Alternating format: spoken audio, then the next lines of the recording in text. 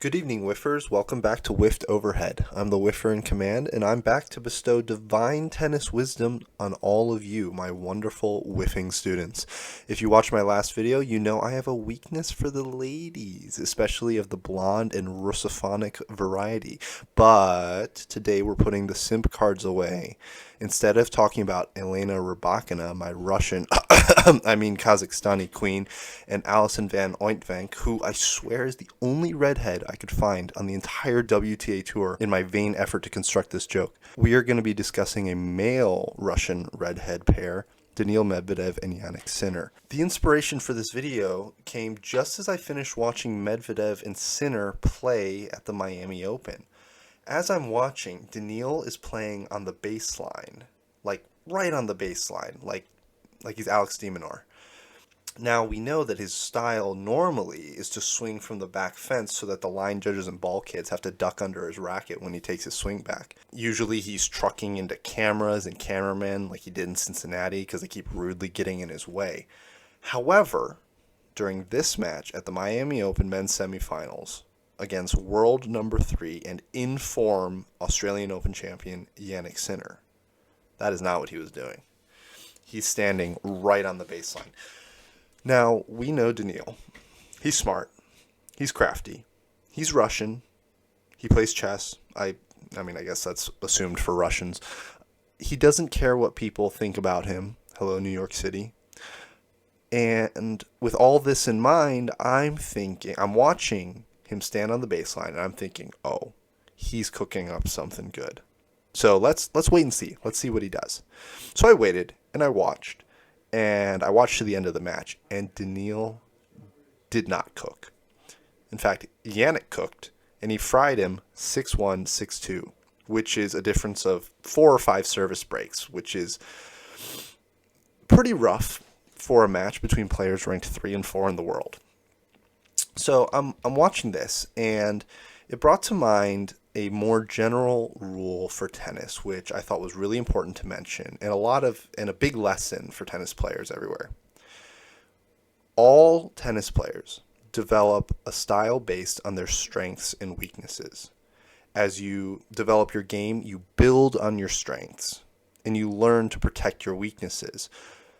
So your style becomes more and more extreme as a player as you progress through your career, which is why Daniil stands in the front row of the box seating to return serve. He's progressively built into his game the strategies and techniques that make sense for his skills. So that's the same reason that Nadal is the GOAT on clay courts, because his game in every aspect plays into the nature of the clay court surface.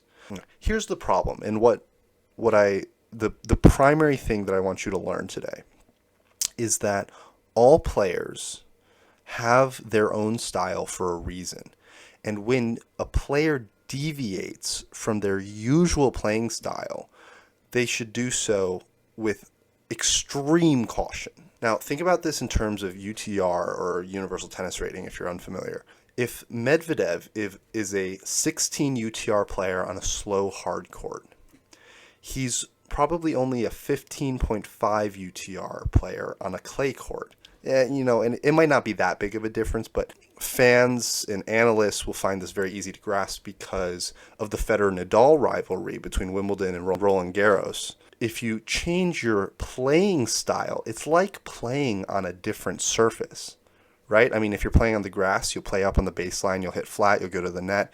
If you're playing on the clay, you'll roll the ball with topspin, you'll play back. So tactical changes are very similar to environmental changes. Say you're a ground stroker and you start serving and volleying, or you're really good at safely rolling the ball cross court with topspin and you change to repeatedly hitting it flat down the line, or even as mild as you start attacking more with your backhand when you usually only attack with your forehand.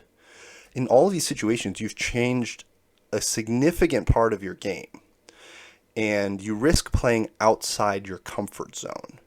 This is essentially the same mistake that low-ranking players make when they play high seeds in the first round of a big tournament. Think like Novak Djokovic, when he's number 1 in the world, plays against a qualifier or a lucky loser. and the guy is just like trying to hit winners on every point at the off the return because he knows he can't keep up. That's exactly what I'm talking about. You're overplaying. You're playing outside of your comfort zone. And that's the mistake that Medvedev made in this match against Sinner. Is he started playing outside his comfort zone. Now, why does he do that? Why did he do that? I don't blame him. I don't blame him for that decision. What we have to do is take a look at the Sinner Medvedev head-to-head history.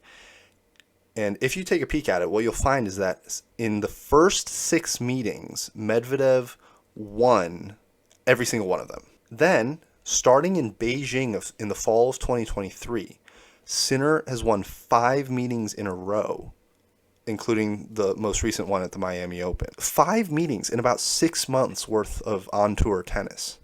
So Daniil's looking at this experience with Sinner, and he's saying, I need to make a significant change. And so he starts messing with his strategies, doing all sorts of crazy things.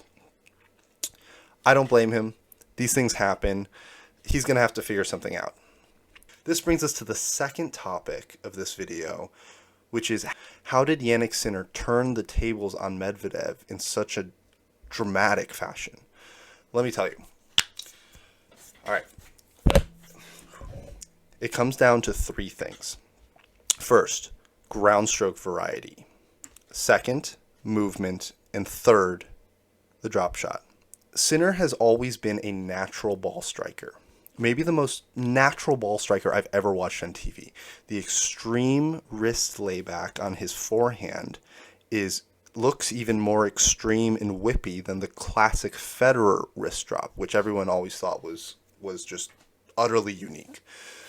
Additionally, Sinner's wrist doesn't just drop the head of the racket down towards the court like most ATP players do on their forehand. It also moves the head of the racket backwards to point towards the back wall. So because of this, when the wrist snaps back forward into the stroke, Sinner's strike path, the path that his racket travels on, is much more forward in trajectory, which creates a much flatter contact instead of the natural spin that comes from a low to high motion of the classic Federer wrist drop. Now that's a wild enough technique, but even crazier is that he actually replicates that wrist motion on his backhand as well, where most people don't have the wrist strength, flexibility, the coordination, or the timing to use a technique like that on their left hand. Sinner has all of those things, and he crushes backhands. Honestly, comparable to the way most guys crush their forehands on the tour. So all that to say that technically speaking, the guy has unreal power combined with court positioning. So he'll destroy the ball. He'll fire shots down the line like, rooks in a chess game. So what's a weakness for a guy like that? None other than the glorious Russian stallion whose head shines brighter day by day as his hairline recedes. Daniil Medvedev, with his deep position, defensive ground stroking, can absorb all of Sinner's power by just counterpunching and waiting for the ball to come to him deep in the court. And that's why Daniil won their first 6 encounters, because it was like a perfect stylistic matchup for him. He could just sit back there, take one step to his right or left, hit, and play defense while Sinner was crushing the ball, and eventually Sinner would just make a mistake. So what's the first change that Sinner made to his game that turned the tables on Medvedev? It's the ground stroke variety. For someone who stands as far back as Medvedev does, he becomes vulnerable to someone who can hit the softer topspin angle shorter in the court because it spreads open the court and it creates more ground for deep court Medvedev to cover. So it pulls him off the court. It takes more steps to get there. It's just that's how you deal with someone who's playing that far back. But when Jannik was hitting these hard, flat shots down the line, Daniil never had to cover all that much ground, so it was easy to defend. So by adding these angles, these cross-court angles into his game, Sinner was able to build points by pulling Medvedev and lots of other players off the court to open it up and build towards a winner. That's just the first change. Sinner, relative to the tour, as we've discussed, has an unusually aggressive play style between his commitment to the power ground stroke and his positioning, his commitment to standing so close to the baseline. He's unusually aggressive relative to most ATP players. And when you play that offensively, you become vulnerable to what I call the lucky counterpunch. Most pro players aim with a very large margin of error. So they aim close to the middle of the court rather than the sidelines. They often don't hit the ball as deep as they could potentially because they don't want to miss long. So this is like relatively common practice, and it's especially true when they're on defense. However, players on defense, because they're under stress, sometimes miss their target in the middle of the court, which is exactly the whole purpose of aiming in the middle of the court. And when they miss, they spray to the sidelines or deep. So they accidentally hit it a little bit towards the baseline, and it results in a deep shot. And when that happens, that's the lucky counterpunch. And I promise, this happens all the time, like way more than you realize. Like these pro players, even the best ones, are aiming to big targets so that when they're off, they just hit a great shot instead of missing the ball and losing the point. Now, of course, sometimes players on defense will decide to take a bigger risk or will feel that there's an opportunity to go a little bigger or aim a little tighter if the ball feels a little bit slower or shorter. And like that situation comes up too. And sometimes it's intentional. But whether it's intentional or not, whether you get the lucky counterpunch or you get a chance to turn it into offense, it doesn't really matter because in the end, you end up making the offensively positioned player, which in this case is Sinner, have to move to the side to cover a ball that they don't have a whole lot of time to reach.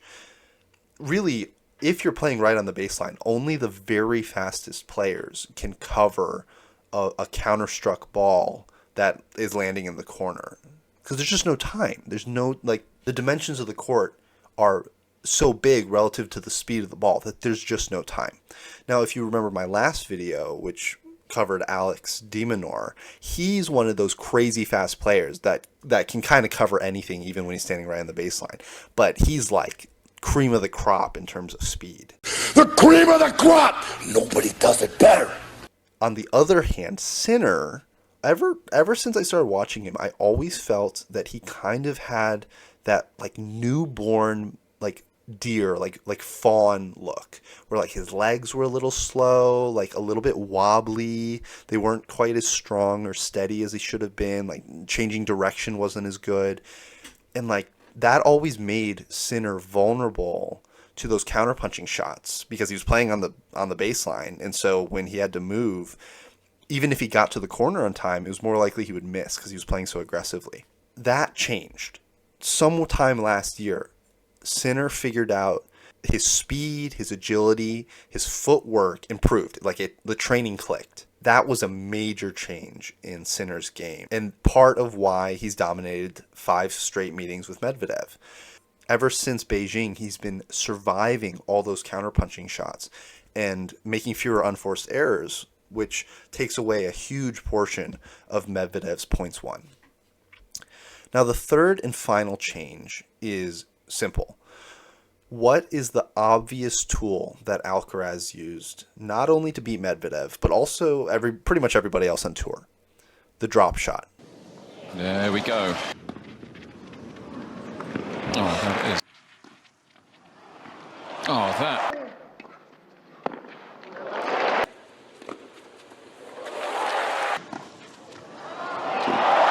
This doesn't need a whole lot of explaining. It's the hallmark of the modern tennis age and is especially effective against deep court tennis like that of Daniil. If you can't figure out why that is on your own, just let me know in the comments and I'll explain it to you and I'll show you a bridge that I'd like to sell you in Brooklyn. I know we just covered a lot, but all in all, due to everything we've discussed, Sinner's dominance over Medvedev is likely to be a mainstay of the ATP Tour. And I think that's going to be true until Medvedev finishes researching how to target gingers with biological warfare.